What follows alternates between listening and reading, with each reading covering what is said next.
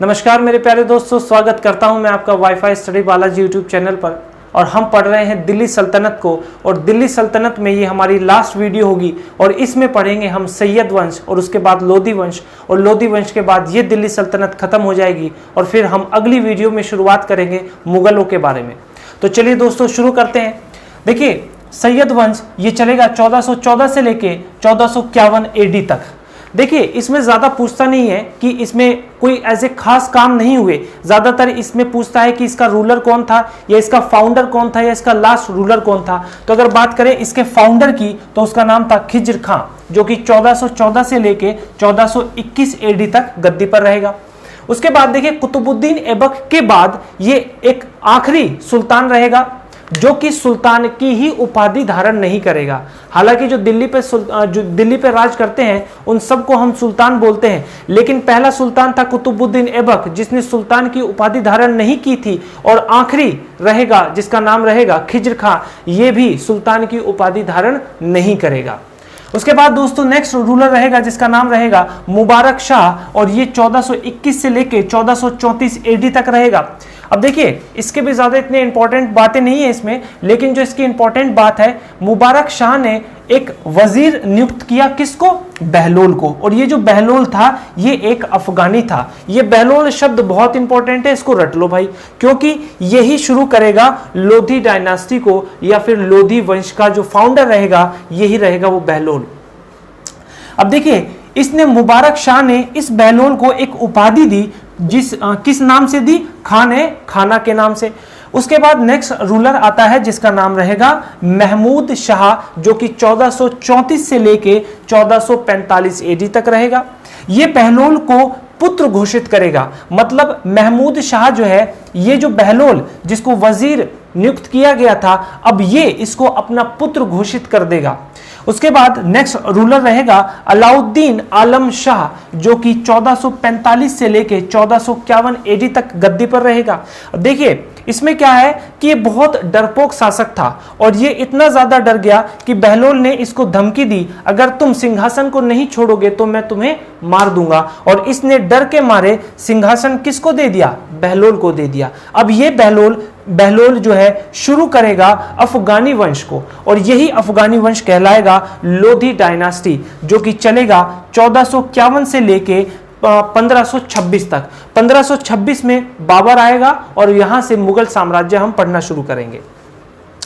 अब देखिए दोस्तों, लोधी डायनास्टी जिसका फाउंडर रहेगा बहलोल लोधी, और ये 1451 से लेके 1489 AD तक रहेगा। अब देखिए, इसने अपने नाम के सिक्के चलवाए, बहलोली सिक्के।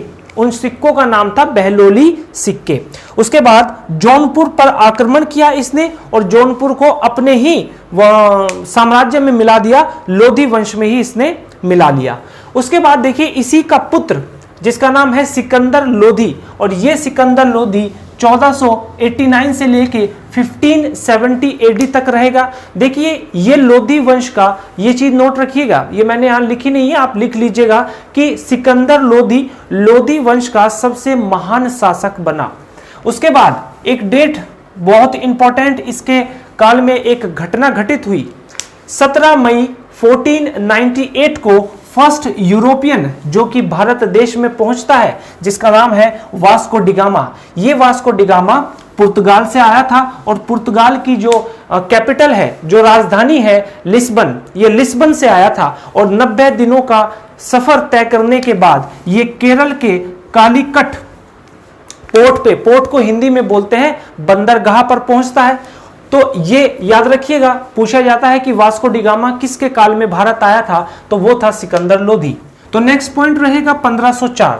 अब देखिए, 1504 में क्या हुआ कि इसने यमुना नदी के किनारे एक आगरा शहर बसवाया, जिसका ओरिजिनल नाम था सिकंदराबाद। इसी आगरा शहर का ओरिजिनल नाम।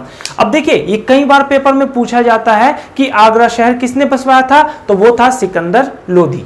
नेक्स्ट पॉइंट, आगरा में इसने बादलगढ़ किले का भी निर्माण करवाया, और 1506 में इसने राजधानी को दिल्ली से कहां शिफ्ट कर दिया? आगरा में शिफ्ट कर दिया। कई बार पूछा जाता है। उसके बाद नेक्स्ट पॉइंट रहेगा, सिकंदर लोधी एक कवि भी था, और ये किस टाइप की कविताएं लिखता था? ये गुलरुखी नाम की कविताएं लिखता था। उसके बाद नेक्स्ट पॉइंट रहेगा, इसने एक चीज शुरू करवाई, नापने तोलने की एक इसने इकाई बनाई, तो उस इकाई को नाम दिया गया सिकंदरी गज, और एक सिकंदरी गज बराबर होता था 30 इंच के। नेक्स्ट पॉइंट रहेगा, इसने कुतुब मीनार की मरम्मत भी करवाई। उसके बाद लास्ट पॉइंट, इसका उत्तराधिकारी इसी का पुत्र जिसका नाम रहेगा इब्राहिम लोदी, और यही गद्दी पर बैठेगा और ये लास्ट सुल्तान भी रहेगा। तो इसका एक स्क्रीनशॉट लीजिए और बात करते हैं इब्राहिम लोदी के बारे में। चलिए दोस्तों, बातों को आगे बढ़ाते हैं और अब बात करते हैं इब्राहिम लोदी के बारे में, जो कि दिल्ली का सबसे लास्ट सुल्तान रहेगा। देखिए इब्राहिम लोदी, इसका टाइम पीरियड रहेगा 1517 से लेकर 1526 तक, और 1517 में ये एक युद्ध लड़ेगा जिसका नाम है खतौली का युद्ध। ये खतौली का युद्ध दो लोगों के बीच में होगा, इब्राहिम लोदी के बीच में और राणा संगा के बीच में। ये जो राणा संगा है ये मेवाड़ का रूलर है जिसका वास्तविक नाम है संग्राम सिंह। अब देखिए इस जो युद्ध में कौन जीतेगा, इसमें राणा संगा जीतेगा। उसके बाद इसके चाचा एक का नाम है दौलत खान लोदी जो कि पंजाब का सूबेदार, और आलम खान लोदी जो कि दिल्ली का सूबेदार है। अब देखिए दोस्तों, यहां से एंट्री होने जा रही है बाबर की। बाबर, कुछ लोग ये कंफ्यूज रहते हैं कि पानीपत का जो प्रथम युद्ध हुआ था, क्या भारत में बाबर उसी टाइम पे आया था? नहीं, भारत पर बाबर 4 बार आक्रमण कर चुका था। तो सबसे पहला आक्रमण 1519 में, बाबर का जो पहला आक्रमण रहेगा भारत पर वो 1519 में रहेगा, जो कि बाजोर कहां पर है? सिंध में। और यहां पे भेरागढ़ एक किला है बाजोर में, उसी पर यह आक्रमण करता है। और दोस्तों एक चीज समझ लीजिए, इसने यहां पर यूज करता है तोपे और गोला बारूद। मतलब भारत में सबसे पहला शासक जो भारत में गोला बारूद का इस्तेमाल करता है तो वो था बाबर। उसके बाद 1520 से लेकर 1521 तक ये 3 आक्रमण करेगा सिंध और कश्मीर पर। तो कितने हो गए दोस्तों? 4 आक्रमण। इसका मतलब पानीपत का जो 1526 का युद्ध है उससे पहले 4 बार आक्रमण भारत पर कर चुका है। उसके बाद 21 अप्रैल 1526 में पानीपत का प्रथम युद्ध जो कि लड़ा जाता है इब्राहिम लोदी और बाबर के बीच में, जिसमें जीतता है बाबर। अब देखिए दोस्तों, कुछ इंपॉर्टेंट पॉइंट है। इब्राहिम लोदी लास्ट सुल्तान था, ये मैं आपको बता चुका हूं, और दिल्ली सल्तनत का एकमात्र सुल्तान जो युद्ध में लड़ता हुआ मारा गया। इससे पहले कोई भी सुल्तान ऐसा नहीं था जो कि युद्ध में लड़ता हुआ मारा गया हो। उसके बाद लास्ट पॉइंट, अब जब ये पानीपत में मारा गया है तो इसका मकबरा भी कहां पर होगा? पानीपत में ही होगा।